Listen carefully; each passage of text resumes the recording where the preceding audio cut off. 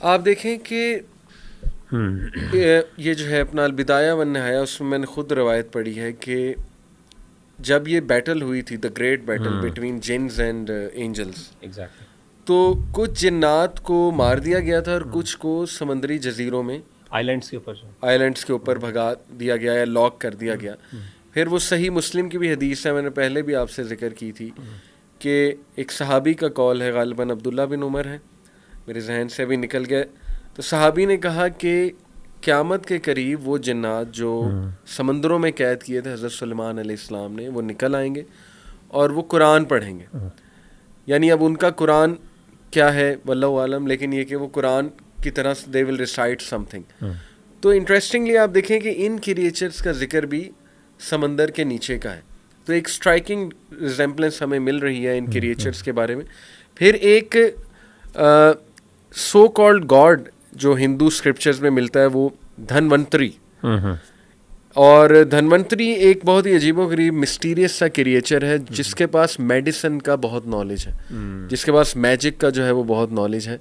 और कई जो हिंदू सर्जन्स थे उस दौर के, बहुत एंशियंट, उन्होंने इससे जो है वो मेडिसिन का नॉलेज लिया। ये उनके उसमें आता है किताबों में। और this character can also take form of a bird. ये एक बर्ड के फॉर्म में भी आ जाता है सामने, पर हो इसके बड़ी सी एक बर्ड। इंटरेस्टिंगली यही सेम कैरेक्टर एक और नाम से एंशियंट इजिप्शियन माइथोलॉजी में भी है, थॉस के नाम से। और थॉस जो है वो एक बहुत पावरफुल बीइंग उन्होंने दिखाया हुआ है। Actually thaws is a God of science, medicine and magic in Egyptian mythology, so called God.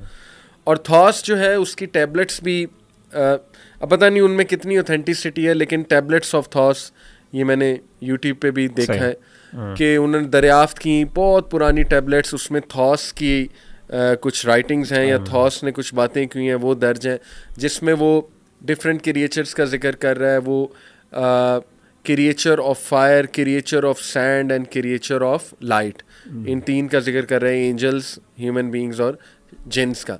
फिर वो उसमें जिक्र कर रहा है अकॉर्डिंग टू दोज टैबलेट्स। अब वो पता नहीं कितनी ऑथेंटिक है वल्लाहु आलम।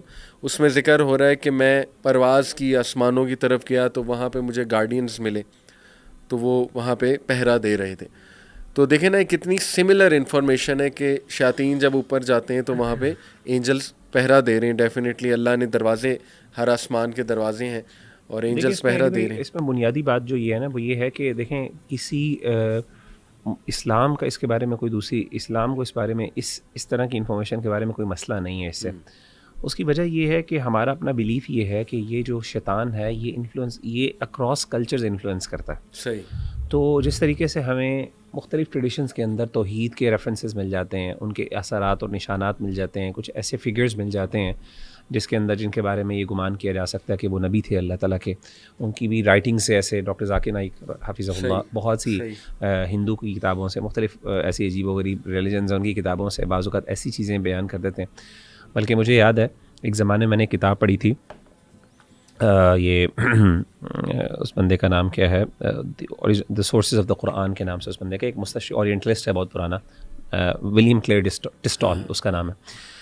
तो उसकी किताब है, उसने बेसिकली कुरान मजीद पर एतराज़ात उठाए। उसने कहा कि कुरान मजीद बेसिकली ये जो इसने जो सारे वाक़यात लिए हैं ये मुख्तलिफ़ ट्रेडिशन से लिए। सही। और उसने एक्यूज़ ये किया कि अल्लाह के रसूल सल्लल्लाहु अलैहि वसल्लम जब सफ़र किया करते थे, जाते थे, तो वहाँ पे आपको मुख्तलिफ़ इलाकों के लोग मिलते थे, दमिश्क, शाम वगैरह में, तो वहाँ पे आपकी मुलाकात होती, तो वहाँ से आप कहानियाँ सुन के लियाज़ुबिल्लाह गढ़ लिया करती थी। उसका एक क्लेम है। तो उसने जो है उसने बेसिकली ऐसे कई वाक़यात, मैंने जब वो किताब पूरी पढ़ी थी तो मुझे याद है कि जब वो मैंने जो किताब पढ़ी तो उसके अंदर उसने अजीब व गरीब कुछ ऐसे वाक़यात ज़िक्र किए जो बेआई नहीं लगता था जैसे कुरान मजीद का जिक्र है। और वो मुख्तलिफ़ पता नहीं ऐसे ट्रेडिशन से और ऐसी हिंदूज़ के ऐसे स्कूल्स ऑफ, यानी उनके मुख्तलिफ़ स्कूल्स ऑफ थाट और उनके सब कल्चर्स या कल्चर्स कुछ ऐसे थे जिसके अंदर ये चीज़ें मौजूद थीं और जिसके अंदर कुछ चीज़ें हमें बड़ी कॉमन नज़र आती हैं। मिसाल के तौर पर द ग्रेट फ्लड है हज़रत नूह अलैहिस्सलातु वस्सलाम का, जो हमारा ईमान है जिस पर के वो आया, उसका आपको मुख्तलिफ़ ट्रेडिशंस के अंदर जिक्र मिलता है। ठीक है ना, आपको गालिबन सुमेरियन टेक्स्ट के अंदर भी उसका भी जिक्र मिलता है। इस तरीके से हर ऑलमोस्ट रिलीजियस टेक्स्ट के अंदर ऑलमोस्ट द ग्रेट फ्लड का, एक पानी के आने का जिक्र मिलता है, यानी कि एक तूफ़ान का जिक्र मिलता है। इस तरीके से मुख्तलिफ़ और भी चीज़ें हैं जिसका जिक्र मिलता है। तो बेसिकली कहने का मतलब ये कि अगेन ये हमारे नज़दीक इस बात की दलील है कि अल्लाह ताला ने मुख्तलिफ़ पैगम्बर भेजे, मुख्तलिफ़ ट्रेडिशंस, मुख्तलिफ़ रिलीजन्स के साथ, मुख्तलिफ़ लोगों की तरफ जिन्होंने बाद में उसको मुख्तलिफ़ रिलीजन बना दिया क्योंकि वो महफूज नहीं रहे। इसी तरीके से शयातीन का भी ये मामला है, वो हर एक के साथ, क्योंकि हर दौर के अंदर शयातीन एग्जिस्ट करते थे, फिर तागूती ताकतें जिक्र करती थी और एग्जैक्टली वो किसी न किसी शक्ल में आ जाके उनकी बुनियाद एक ही मिलती है। मैजिक आपको हर जगह कॉमन नज़र आता है, बुत परस्ती आपको हर जगह कॉमन नज़र आती है, खैरुल्लाह से और इस तरह की अजीब व गरीब जो डीमंस हैं, सेक्रीफाइसेस जो हैं, सेक्रीफाइसेस, रिचुअल्स ख़ास किस्म के, ये भींडे चढ़ाना, ये बहुत कॉमन कल्चर्स के अंदर आपको चीज़ें नज़र आती हैं। और मुख्तलिफ एंटिटीज़ को गॉड बना लेना, मुख्तलिफ ख़ास तौर पे ऐसी एंटिटीज़ को जो नुकसान दें, जो बड़ी या ताकतवर हों, सांप हो गया, शेर हो गया। यस। तो ये कॉमनैलिटीज़ फिर मैं आपको बताऊं कि 1945 में एक फार्मर था, उसको इजिप्ट में 13 लेदर बाउंड पेपरस बुक्स मिली, दफनाई हुई थी किसी ने सेवरन अर्थनवेयर जार्स के अंदर, विच वर रिटन बाय ग्नोस्टिक्स, जो क्रिश्चियंस के एक वो पूरा फ़िरका है। और इसमें इंफॉर्मेशन लिखी थी ग्नोस्टिक्स ने कि how human race was modified by a race of extraterrestrial creatures called archons. ये उसमें दर्ज है। अब एक पॉसिबिलिटी हो सकता है, देखिए मेरा तो ये बिलीफ है मुगीरा कि कई चीज़ें कहानियाँ भी हो सकती हैं, सिर्फ ह्यूमन बींग्स को डराने के लिए, फैसिनेट करने के लिए, या ह्यूमन बींग्स को एक आप कह लें उनका अकीदा ईमान वीक करने में। और शयातीन क्यों नहीं नरेट कर सकते उन कहानियों को, और वो कहानियाँ हो सकता है कोई प्रीस्ट लिख दे इन्फ्लुएंस होके, पोजेस होके। दूसरा, रियल में भी ये क्रिएचर्स आ सकते हैं उस दौर में मुख्तलिफ शक्लों में, इनको आर्कन्स कह लें या जो मर्जी कह लें। तो बहरहाल ये जो क्रिएचर्स हैं एक्स्ट्रा टेरेस्ट्रियल बींग्स, दे वर सरपेंट लाइक क्रिएचर्स।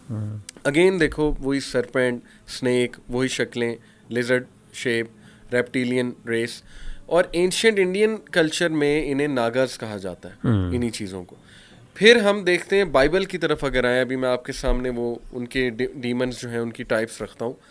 बाइबल में आप देखें तो नेफिलिम एक क्रिएचर का जिक्र है, जो बेसिकली उसके बारे में मशहूर ये कि हज़रत नूह के दौर में या उनसे पहले जो फॉलन एंजल्स थे, वो फॉलन एंजल्स, क्योंकि उनके यहाँ डीमंस को का कॉन्सेप्ट फॉलन एंजल्स का है, तो वी आर वेरी क्लियर कि एंजल्स जो हैं वो अलग बीइंग्स हैं और जिन्स अलग बीइंग और डीमंस अलग बीइंग।